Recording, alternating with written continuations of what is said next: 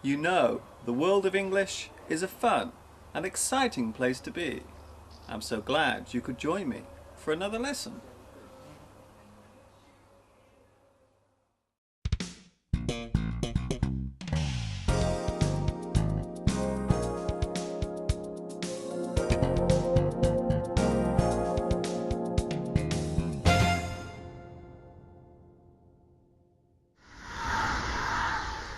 Hi everybody, this is Mr. Duncan in England. How are you today? Are you okay? I hope so. Are you happy? I hope so. Did you miss me? No, we didn't. Oh, that's not very nice. In this lesson, we will take a look at the process of asking and answering questions. Are you ready?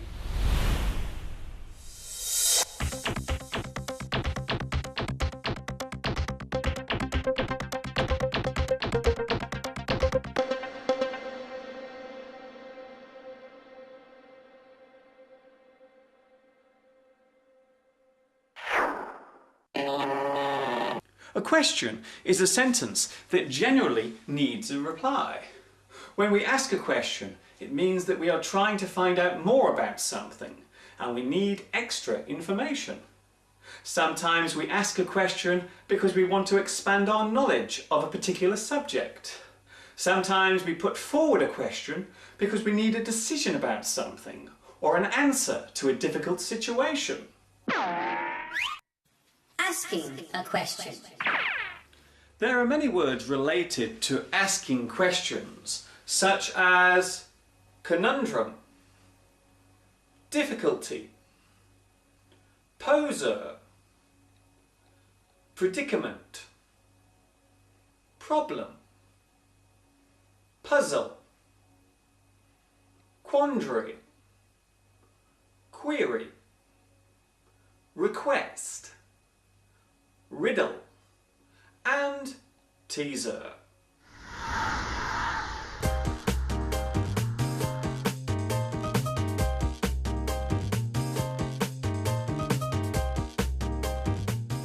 Before asking a question, we normally begin with a prefix sentence, such as, I have a question for you.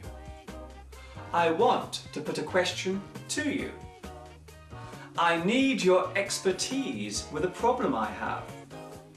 There is something I have been meaning to ask. Do you mind if I ask you a question?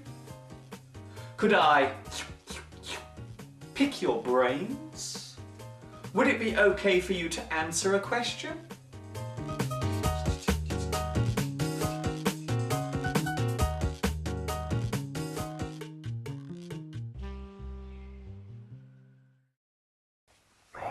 Sometimes before asking a question, we ask the person if we can ask them a question, which is itself a question.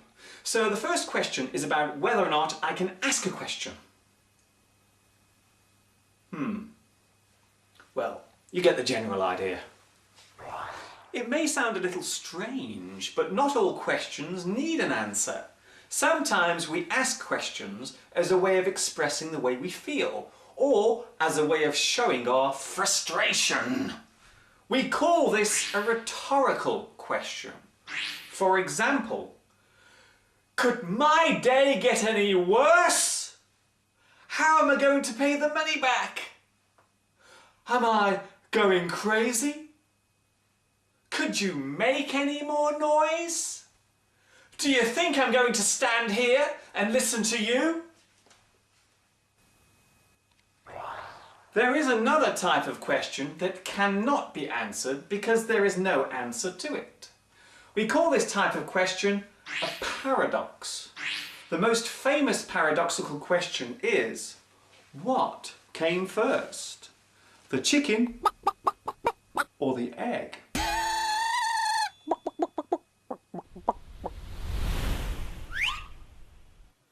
Answering a question. There are many words connected to giving an answer to a question, such as comeback, counter, react, reply, response, retort, and solution. You are such a beautiful plant. Yes, you are. Fortunately, answering a question is not so complicated or difficult to do. You only have two choices when responding. You either know the answer or you don't. If you don't know the answer, you simply say, I don't know. I have no idea. I haven't a clue. It beats me. You have me there. I'm stumped. Don't ask me. I dunno. There is a situation where you may not want to answer the question. Maybe you feel that the question is rude or too personal, so you refuse to give an answer. You can say, I'm sorry, I don't want to answer that. That is not a good question to ask. You should not ask me that. I cannot tell you. No comment.